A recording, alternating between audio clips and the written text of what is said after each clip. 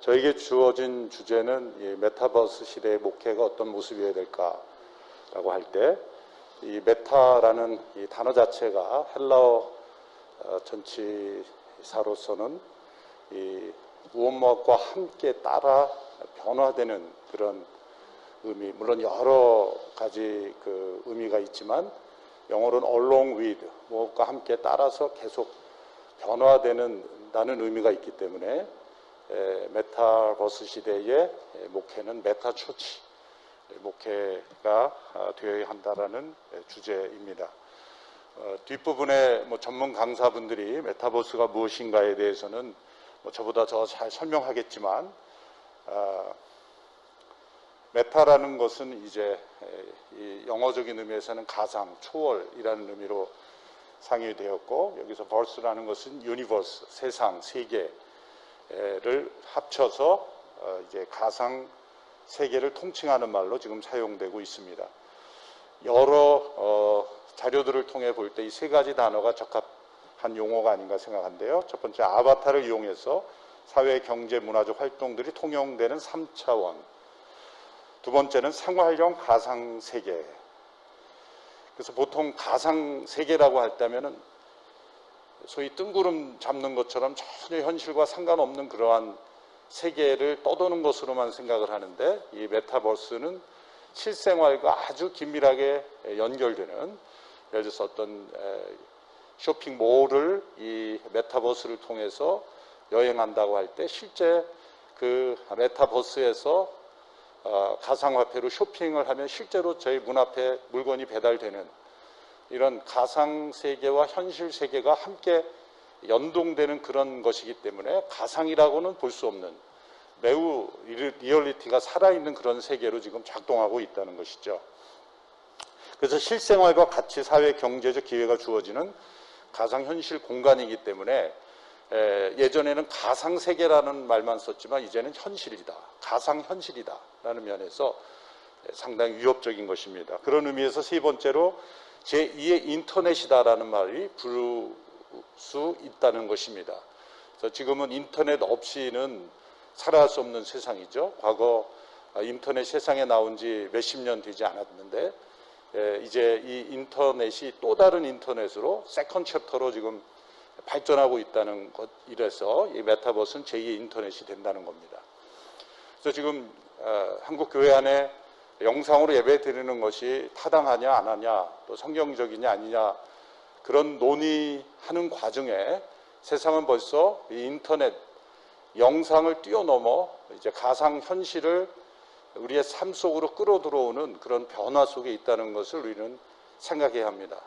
그래서 우리가 매년 2020년, 2021년, 2022년 이렇게 365일을 한 해로 생각하고 움직이는 우리는 시대를 살지만, 웹 이어는 이미 3개월 단위로 바뀌고 있었고, 인터넷 시대에. 그런데 이 메타버스 시대에는 어쩌면 한 달을 한 주기로 메타버스 이어가 나오지 않을까, 그런 급격하게 변화되고 있습니다. 영어이기 합니다만 이게 정리가 잘 돼 있어요. 메타버스는 디지털 리얼리티다. 그래서 소셜 미디어, 온라인 게이밍, 그 다음에 오그멘티드 리얼리티, 버추얼 리얼리티. 그래서 AR, VR, 온라인 게임, 소셜 미디어를 또 거기에 가상화폐까지, 크립토커런시까지 다 합하여 서로 인터랙티브한 삶을 살도록 만드는 것이 이제 메타버스라는 것입니다. 이것이 우리의 일상생활에 인터넷을 뛰어넘어 이제 제2의 인터넷으로 우리의 실생활에 다가왔기 때문에 이런 현실 속에서의 목회는 하나의 옵션이 아니라 필수일 수밖에 없는 것입니다. 그래서 위키피디아에 나온 4가지 유형을 보면 증강현실, 일상기록, 라이프 로깅은 이미 우리가 스마트워치만 차도 자신의 모든 몇 걸음을 걸었는지부터 자기의 혈압, 또 자신의 어떤 레코드 일정까지 다 이것이 연동이 되는데, 이것이 가상 세계까지 다 연동이 된다는 거죠. 그래서 이 라이프 로깅은 이제 디지털 라이브러리, 디지털 바이오그래프가 자동적으로 저장되는, 이미 여러 앱들 통해서 이런 라이프 로깅이 되는데, 이제는 앱 차원이 아니라 자신의 모든 삶과 연동되는 그런 라이프 로깅이 되고 있다는 겁니다. 미러 월드, 거울 세계는 이미 우리가 구글 어스라든지 또 우리 심지어는 내비게이션의 3D 화면이라든지 여러 가지 통해서 이미 우리가 이제 일상생활을 누리고 있는 것이고, 여기에 이제 가상세계, 버추얼 월드가 도전하고 있습니다. 핵심은 뭐냐면 이 가상현실, 이 버추얼 리얼리티의 이 기기의 시간의 문제입니다. 현재 한 몇 분, 한 5분 정도까지는 그 기기가 다 발전이 되었는데, 이 길이가 그 5분 이상 되면 인체에 유해함이 나타난다든지 여러 가지가 문제가 있기 때문에 지금 페이스북이나 여러 세계 인류 기업들은 이 기기의 시간을 안전하게 늘리는 싸움을 지금 수천억 원을 들여서 하고 있는 것입니다. 이 시간이 만일 30분 1시간으로 늘어진다면 이거는 메타버스 시대에 완전한 일상화를 가져올 수 있는 그런 시대가 도래하기 때문에 이건 시간 문제다, 이렇게 생각을 할 수밖에 없는 것이죠. 마크 저커버그 페이스북 CEO가 이런 말을 했죠. 메타버스가 회사의 넥스트 챕터가 될 것이다. 수년 내 사람들이 페이스북을 소셜미디어 사업이 아니라 메타버스 기업으로 알게 되기를 바란다 했지만 추진하고 있습니다. 특별히 가상현실과 이 가상화폐, 크립토 커런시 이 둘을 연동하여 이 메타버스 세계를 장악하려는 가장 선두 기업으로 지금 페이스북이 나서고 있죠. 이미 사회적으로는 여러 활용을 하고 있습니다. 가장 많이 활용하고 있는 것이 교육 부분인데, 미국은 이미 이 세컨드 라이프, 대표적인 메타버스의 소프트웨어죠. 그래서 100여 개 지역에서 이미 영어 교육이라든지 화학 과목 이런 거에 활용하고 있다고 보고, 영국에서 대학의 80% 이상이 이 메타버스를 이미 활용하고 있습니다. 한국에서도 이미 이 코로나 상황에서 모일 수 없으니까 대학교 입학 졸업식을 다 메타버스 프로그램을 통해서 했고, 또 최근에는 우리 한국 대학생 선교회 CCC가 메타버스로 여름 수련회를 한 적이 있어서 20대는 이미 이제 메타버스가 일상생활에 가장 먼저 얼리 어댑터로 들어가고, 10대, 20대는 이제 일상 속으로 벌써 들어간 것이죠. 그래서 이게 논의의 단계가 아니라 이미 실생활에 피부로 와닿는 그런 단계라는 걸 알 수가 있습니다.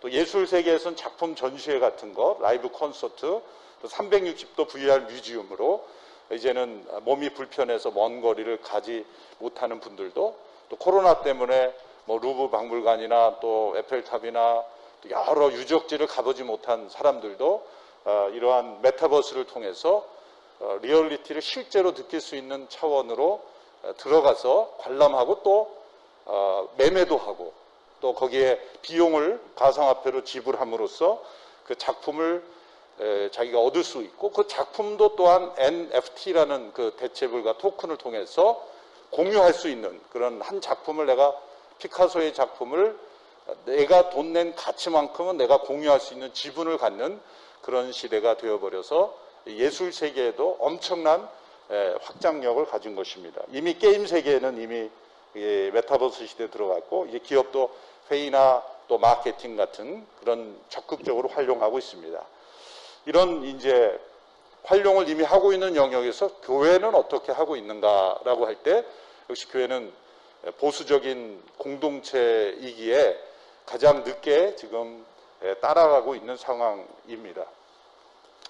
그러나 이 메타라는 단어를 이미 칼 조지라는 교회 컨설턴트, 플러 신학교를 중심으로 일했던 분이 1991년에 미래를 위한 당신의 교회를 준비하라는 교회 이 책에서 메타 처치에 대한 개념을 밝혔습니다.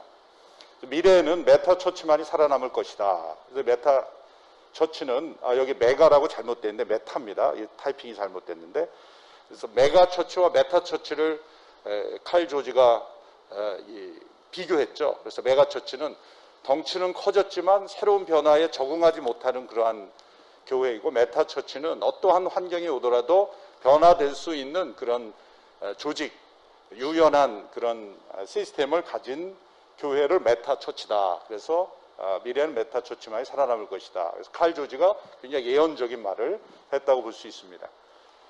자, 그러면 이런 그 메타 처치의 성경적 근거는 뭔가? 저는 사도 바울의 전도 전략, 선교관에 찾아볼 수 있다고 생각합니다. 고린도전서 9장 19절에서 23절에 보면 내가 모든 사람에게서 자유로우나 모든 사람에게 종이 된 것은 더 많은 사람을 얻고자 함이라. 유대인과 같이 된 것은 유대인들을 얻고자 하며 율법 아래 있는 자들에게는 율법 아래 있지 아니하나 율법 아래 있는 자같이 된 것은 율법 아래 있는 자를 얻고자 하며 율법 없는 자에게 내가 율법 없는 자와 같이 된 것은 율법 없는 자를 얻고자 함이라. 약한 자들에게 약한 자와 같이 된 것은 약한 자들 얻고자 하며 내가 여러 사람에게 여러 모습이 된 것은 아무쪼록 몇 사람이라도 구원하고자 하니 내가 복음을 위하여 모든 것을 행함은 복음에 참여하고자 함이라. 이것이 사도 바울의 선교 철학이요 목회 전략이요 메타 처치에 대한 도전인 거죠. 그 당시에는 유대인의 그 율법 중심의 율법 아래에 있는 자들에게는 마치 율법 아래에 있는 것처럼 디모데에게도 할례를 허용했죠. 그러나 율법 없는 사람에게 디도에게는 할례를 하지 말도록 했죠. 이것이 이율배반적인 모습이 아니라 율법 있는 자와 율법 없는 자. 또 사도행전 17장에 아레오바고 광장의 설교를 보면 이방인들에게 설교할 때는 율법을 전혀 인용하지 않습니다. 오히려 그 당시 헬라의 식구라든지 또 오늘 우리 시로 말하자면 뭐 유행가 가사 같은 내용들을 인용해서 복음을 전하죠.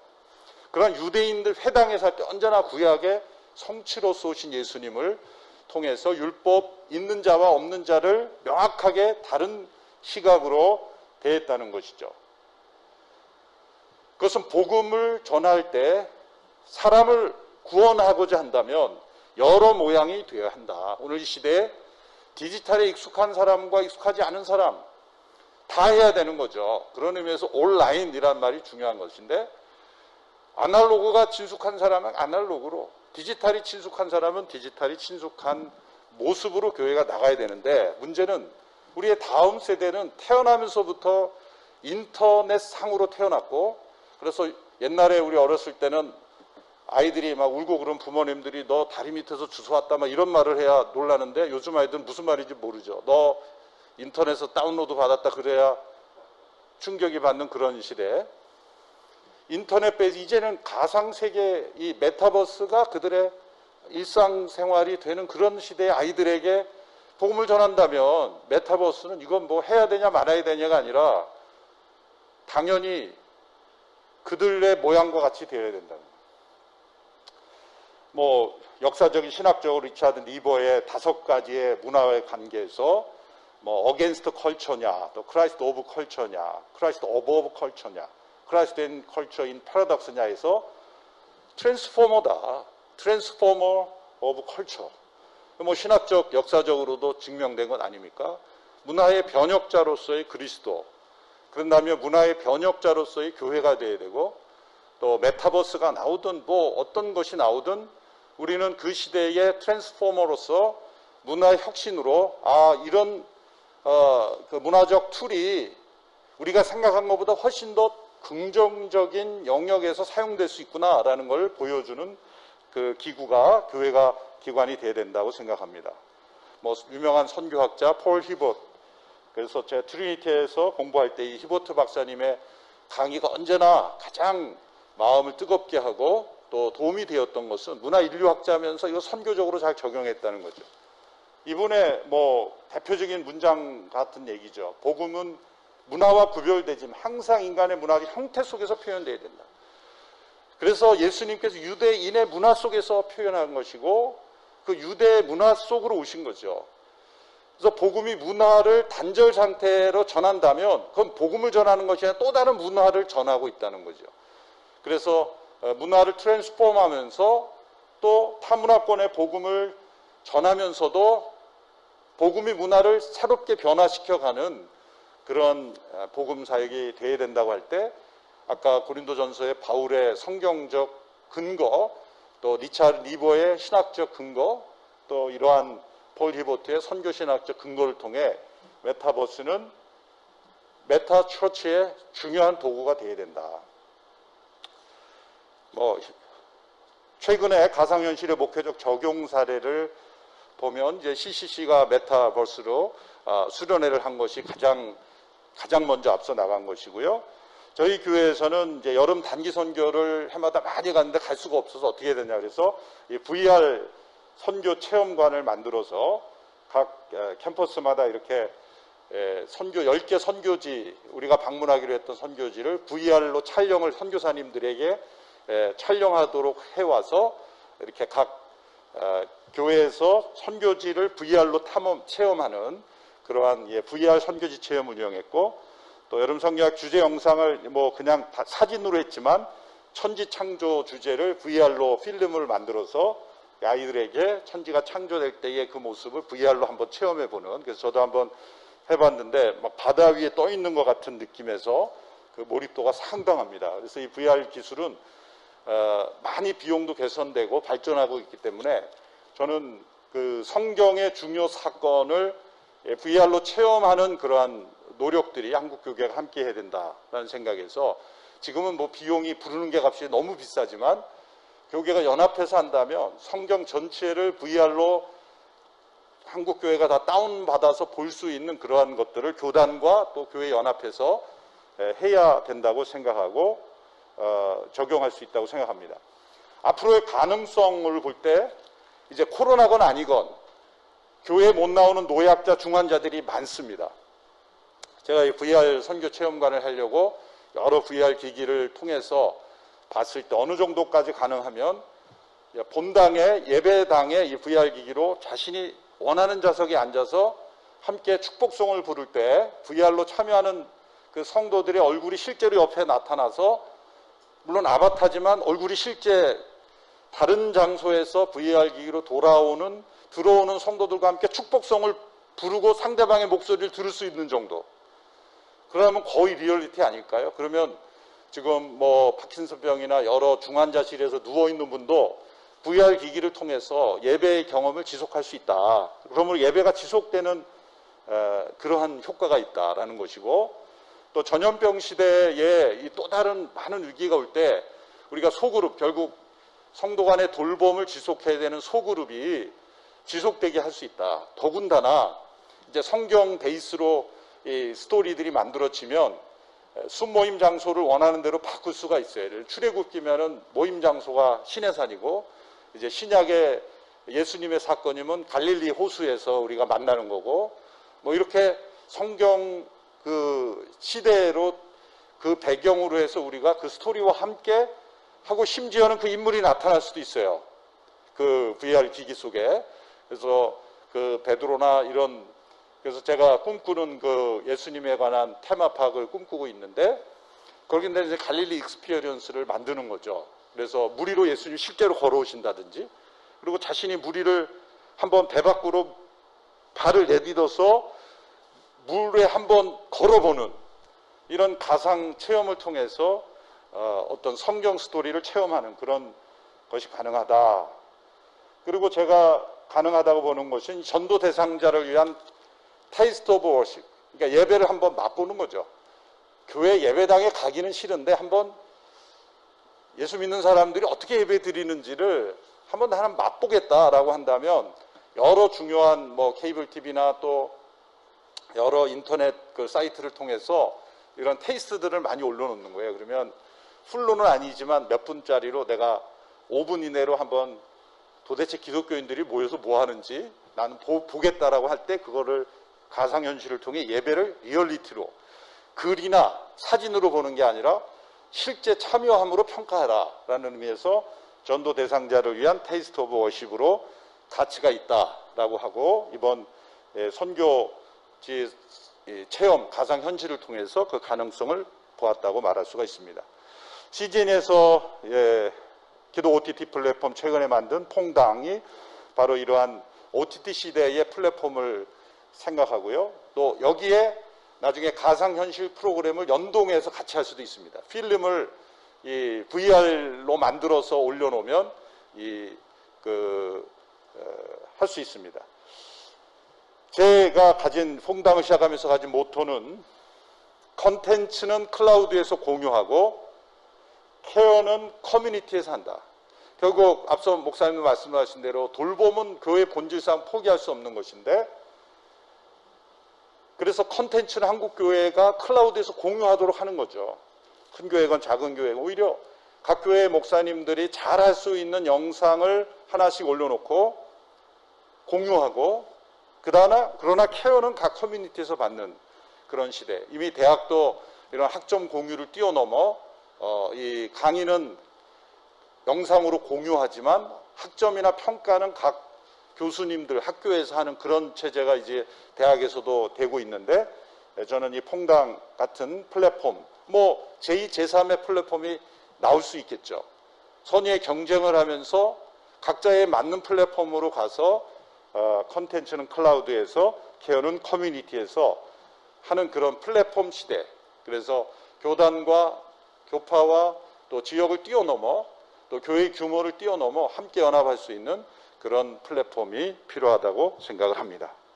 네, 이상 제가 오늘 준비한 것을 여기까지 마쳤습니다. 예, 감사합니다.